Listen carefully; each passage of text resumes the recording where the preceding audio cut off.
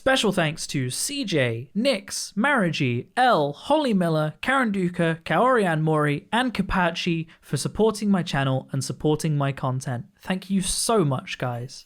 How's it going, everybody, and welcome back to another subreddit video. Today we are visiting r/TalesFromRetail. This subreddit was recommended to me, so thank you for that recommendation. I appreciate it. This subreddit appears to be Tales from, wait for it, Retail. Whoa. So yeah, we're gonna read some tales from retail. How about that?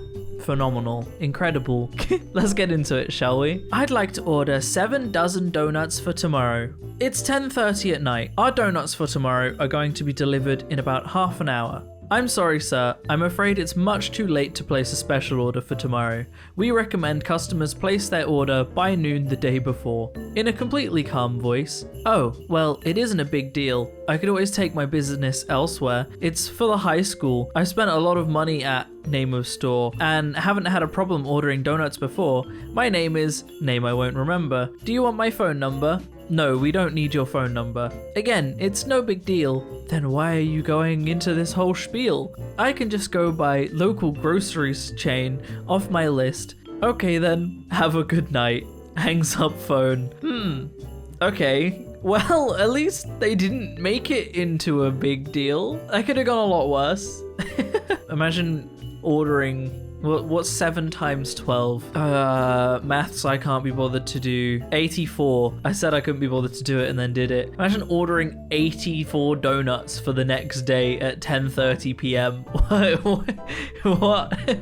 Okay, but it's a power bar. Back in my retail days, I once had a customer try to return a power bar, an extension cord with multiple outlets, often with surge protectors. She claimed it didn't work, so I tried it out, I plugged in a nearby lamp, and it worked just fine. Despite this, she kept insisting it didn't work. This was getting weird, so I asked her to show me how it didn't work, because it worked just fine for me. She plugged the lamp into the power bar, then plugged the power bar into itself. The look of triumph on her face when the lamp did not light up was really something to see. It took way too long to explain that the power bar does not, in fact, make power. Once that sunk in, she demanded a full refund on the power bar and would be bringing back the television she'd brought with her. Her plan had been to run the television on the power bar to save on electricity. At no point did she seem to see any humor, irony, or sheer idiocy in any of this. Never would have believed people like that exist if it weren't for working retail. Did she think she just had an infinite source of power? Like, I mean, even if it had a battery, you'd have to charge the battery, right? You're not gonna save any power. Like, did she think that they just supply infinite electricity? We wouldn't have an issue with powering the planet, or electricity being expensive, or carbon emissions if you just had a bar that produced infinite electricity. Oh man, some people. I decided to be nice to the rude customer. I am working as a cashier and naturally get to meet all kinds of people on the job. It was near the end of my shift and I've had some especially nice customers, so I was in a pretty good mood when the dude bro arrived. Anyone could immediately see that he was pissed. He comes up to me and just slams his items down. I ring up his items while he mumbles under his breath. His total comes to approximately €9. He hands me a €50 bill and says, give me 2 tenors. Being the helpful fool that I am, I ask if he would prefer 4 times €10 or 2 times 10 and 1 times 20. His response is, yo, I said give me 2 tenors. Me feeling a bit sassy, yeah, communication can be difficult at times. Him, what did you just say? I decided to leave it at that because I didn't want to risk an escalation, or my good mood for that matter. Dude bro picks up his things, while doing so drops the 2 €10 bills without noticing. At this point I am just staring at him while my shoulder devil and angel started a violent cage match and he is ranting about some machine in per store not working properly. Sadly there are no children in line which might just pocket the money and be happy about it, but instead only 2 nice old ladies who I know will give the money to me where it will just end up in the registry. So with the guy already going, why are you looking at me like that? What's your problem? I point out that he dropped his money. He goes silent, picks it up and leaves. For the rest of my shift, I debate whether he deserved to lose the money, but done is done. Until the next day when he shows up again. He was paying at another registry and seemed to be less angry, so I just ignored him until he showed up next to me after paying. He actually came back to apologize for his behavior the previous day because, and I quote, "I was so angry and mean, but you told me when I dropped my money." I thanked him for apologizing and he went on his way. I felt fucking amazing for the rest of the day, and to this day it is one of my favorite customer interactions I've had on the job. If I'd been in a worse mood that day, I probably would have kept silent to punish him for being so rude, but I am very glad I didn't. Wholesome moment. Wow, I was expecting this to be like awful experiences people have in retail where everything goes wrong, and that was a wholesome moment. So, wow, girl gets followed around my retail store. Oh no, I jinxed it, didn't I? I, 24 male, work in an apparel store. We are very busy this time of year. Today, while making sure guests were finding things alright, I noticed this boy who suddenly notices a girl and decides to follow her. This girl had a total RBF. She would turn down different aisles and he would follow her. Eventually she left the building and I promptly stepped in his way to keep him from following her and her family out. Aren't toddlers adorable? To clarify, the girl was about 3 and the boy was about 2. The boy really wanted to play. It was adorable. The girl had her own toy shopping cart with her. I thought you could use a wholesome Halloween trick with this short story. Happy Halloween. I thought this was gonna go wrong again. What does RBF mean? Hold on. RBF. Oh, okay. Roasting face. I get it. Right. It's a good job they stopped the toddler following her out. You don't want a kid to get lost. Didn't go in the direction I thought it was gonna go in, I'll be honest. No, I can't reopen the registers. Fair warning. I'm on mobile and can never get line breaks to work right, so bear with me. I manage the retail side of a video game and electronics store/repair shop. When we get phones in for repair, we tell them up front the turnaround time is about 1.5 hours to 2 hours. We especially emphasize this to the people that drop off 2 before close. So today was a decent day and we actually managed to get the store closed out by the time we closed at 7. Both registers counted, turned off for the night, trash taken out, everything cleaned for the night, money on its way to the safe. Our store phones automatically send calls to voicemail starting at 7, and one call tonight just managed to sneak by all of 5 seconds, so I did the kind thing and picked up. This is how that went. Me, store name, this is Strawberry, how can I help you? Y'all close at 7, right? Yes, we close at 7. We are technically closed for the night. Well, I dropped my phone off for repair. Check's name. Yep, I do have the phone right here, repaired and ready for pickup in the morning, as our closed registers are already closed for the night, and with how the repair system works, they do have to be rung through the register.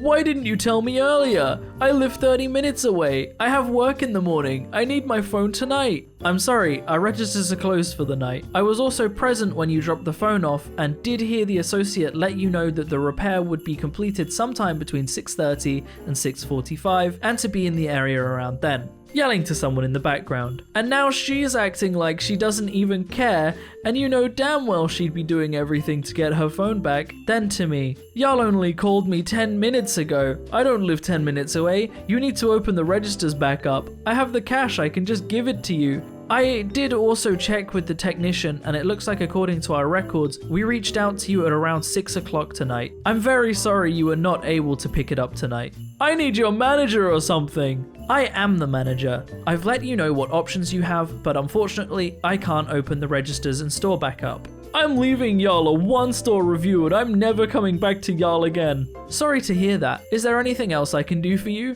More yelling in the background. Okie dokie, have a great night. Hangs up.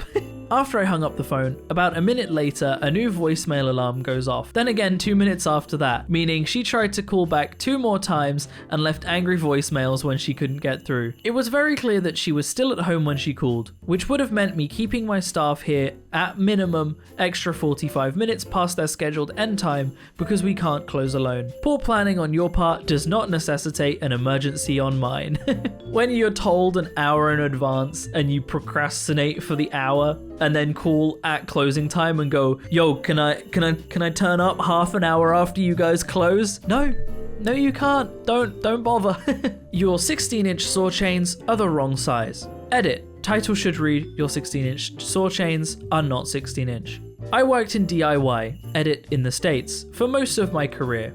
The bulk of that was spent at a hardware chain that no longer exists for the most part, but these stores were everywhere 10 to 15 years ago. One of the types of items we sold were replacement chains for chainsaws. They are sized to fit specific models and nothing else. We carried 3 or 4 different 16-inch saw chains. Enter customer, who is by now complaining that your 16-inch chain isn't 16 inches because it didn't fit my saw, and that I'm going to open all your packages and measure them. I tried to explain the reality of the situation, but he wasn't having any of that. The discourse rapidly turned into an argument, and I told him firmly that he wasn't going to be opening our saw chains today. Imagine wrestling an oily metal snake with sharp teeth everywhere back into the small package. Truly no fun. This man just couldn't understand how a 16-inch chain isn't a universal part. I told him, can you put a Ford carburetor on a Chevy engine? That's what we had to deal with for the 2 people that will read this and haven't worked retail. DIY can be confusing, but like anytime I've ever done DIY and I needed to get tools or use tools, you really need to research the tools in advance. Something like a chainsaw, especially if you're gonna buy a replacement chain, would you not research what chain it needs first? Like check the brand of the chainsaw, go to the store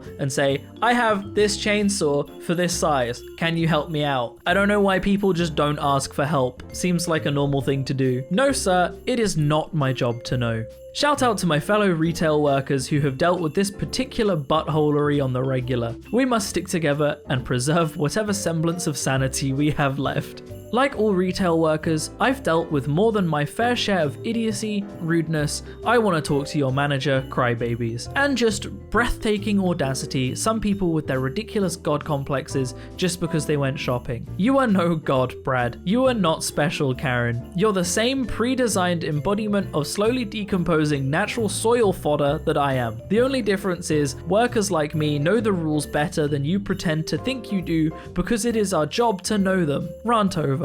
I'm a cashier where I work, so you can imagine all the crap I deal with on a daily basis. It's not a physically demanding job, but it is extremely taxing mentally. One thing I deal with on a pretty regular basis is customers expecting more of me than I'm able to provide. Not so much because I don't know certain things, but I'll be reprimanded if I do. The other day at work, I had just run up a customer when I greeted another one who came in. He immediately comes up to me holding something. I'll call him Cliff.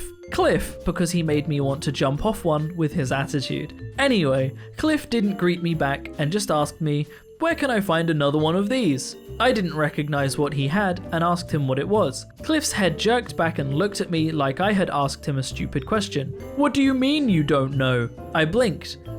Because I've never seen that before, but if you tell me what it is, I can get someone. Cliff interrupted me. I'm asking you. It's your job to know this stuff to help customers. I raised my eyebrows. A natural reaction, I can't help it. Slowly corrected him. No sir, it's not my job to know. My job is ringing up customers at my register and occasionally look up items missing barcodes. Now, if you tell me what that is, I pointed at the thing in his hand, I can get someone whose job it is to know where to find it. At first, Cliff looked like he was about to give a half-baked rebuttal, but thought better of it. He apologized and told me what the thing was, part of a toilet that he needed to replace, so I called for a plumbing specialist on the work phone and she told me exactly where it was. I repeated to Cliff the aisle she said it was down. Cliff walked off without another word, not even a thank you.